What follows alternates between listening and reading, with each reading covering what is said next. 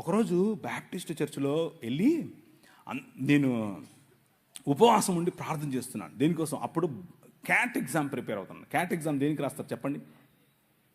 Cat అంటే పిల్లి కదన్నా అన్నారు పొరపాటున. క్యాట్ ఎగ్జామ్ దేనికి రాస్తారంటే ఎంబీఏ కోసం రాస్తారు. ఎంబీఏ లాంటి చదువులు చదవాలి అంటే క్యాట్ ఎగ్జామ్ రాయాలి.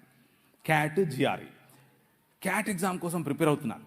ప్రిపేర్ అవుతూ ఉంటే వెళ్ళి ఒకరోజు ప్రార్థన చేస్తుంటే ప్రభు నాకు ఒక దర్శనం ఇచ్చాడు. కళ్ళు తెరుచుకునే ప్రార్థన చేస్తున్నాను, కళ్ళు మూసుకొని నిద్రపోవట్లేదు.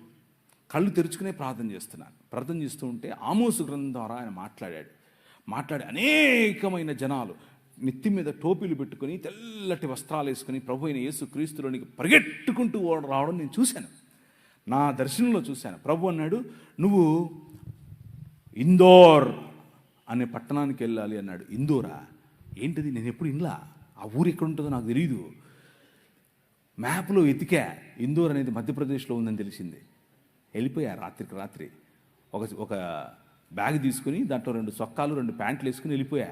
ఏమో ఎచ్చులుగా వెళ్ళిపోయా. అక్కడ చూసి చలి, అక్కడికి వెళ్ళిపోతే రైల్వే స్టేషన్లోనే ఉండాల్సి వచ్చింది. నాకు ఎవరు తెలియదు అక్కడ. 3 రోజులు 3 రాత్రుళ్ళు రైల్వే స్టేషన్లోనే ఉన్నాను. రైల్వే స్టేషన్లోనే ఉండి సువార్త పరిచర్య చేస్తూ ఉంటే మోకాళ్ళ మీద ప్రార్థన చేశాను. ప్రభా ఏంటి, తుమ్ జాతా హై మై ఆతా హై, ఇంతే వచ్చు నాకు, అంతమించే రాదు. జాతా హై ఆతా హై ఇంతే వచ్చు. ప్రభా ఏంటి ప్రభా, నాకు ఈ భాష రావట్లేదు, నేనేం చెప్పాలి అని అంటే అనర్గళంగా మాట్లాడటానికి హిందీ ఇచ్చాడు. దేవునికి స్తోత్రం కలుగును గాక. అనర్గళంగా, మామూలుగా కాదు. ఒక్క నెలలోనే టీవీలో మాట్లాడాను. ఎలా? హిందీలో మాట్లాడాను. నేనేం నేర్చుకోలా, ఏ స్కూల్కి వెళ్ళలా, ఏ గ్రామర్ చదవలా. కానీ వాళ్ళు నన్ను సౌత్ ఇండియన్ అనుకోరు. ఎందుకు అనంటే నేను మాట్లాడే హిందీ అంత శుద్ధంగా ఉండేట్లుగా మాట్లాడాను ఆ రోజుల్లో, ఒక్క నెలలో. కారణం ఏంటి అనంటే ద పవర్ ఆఫ్ గాడ్. నీ రాజు ఆయన వాడుకోవాలి అనుకుంటే కావలసిన ఈవులు ఇస్తాడు, కావలసిన వరాలు ఇస్తాడు, కావలసినటువంటి అవకాశాలు ఇస్తాడు. నాకు ఇచ్చాడు. నేను వెళ్ళి మాట్లాడాను. అక్కడ కలిసాను నా భార్యను. అందుకు చెప్పాను ఇది, ఇంకేదో దాని కాదు. అక్కడ ఏంటి ఫుల్ చక్కెర వేసారేంటి? నేను చక్కెర తాగను అని. ఓకే.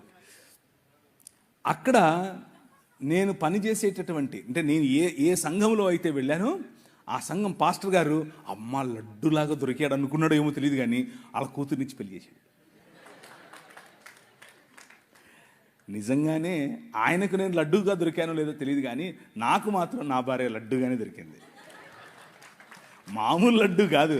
ఇప్పుడు నేను చేసే పరిచర్య, మీకు కనిపించే పరిచర్య, నేను చేసే పరిచర్యల్లో ఒక 10వ వంతు మాత్రమే.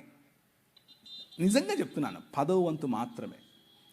చర్చ్ ప్లాంటింగ్ కానివ్వండి, రోడ్డు మీద పడుండే వాళ్ళని తీసుకొచ్చుకోవడం కానివ్వండి, పిల్లలను పెంచడం కానివ్వండి, డిసైపుల్షిప్ ట్రైనింగ్ కానివ్వండి, బైబిల్ కాలేజెస్ కానివ్వండి, బిజినెస్ యాడ్మిషన్ అనే పరిచర్య కానివ్వండి, వ్యాపారాలు స్థాపించే పరిచర్య కానివ్వండి, పొలిటీషియన్స్గా ప్రజలను రిలీజ్ చేసే పరిచర్య కానివ్వండి, ఇలాంటి పరిచర్యలు అనేకమైన పరిచర్యల్లో నా భార్య నా ముందు నాకు వెనక్కుండి నడిపిస్తాయి.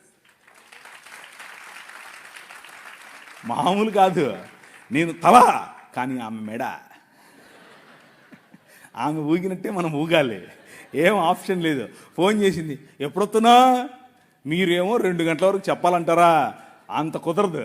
అక్కడ హైకమాండ్ స్విచ్ చేసింది, వెళ్ళిపోవాల్సిందే, వేరే ఆప్షన్ లేదు.